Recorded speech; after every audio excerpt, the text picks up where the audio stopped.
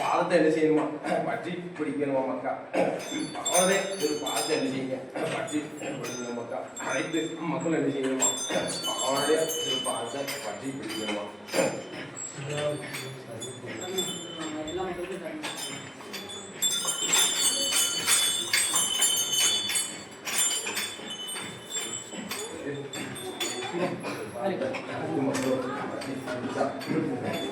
அவர் விளைகள் பாடப்பட செய்ய நாம மறுபடியும் சொல்லிடலாம்.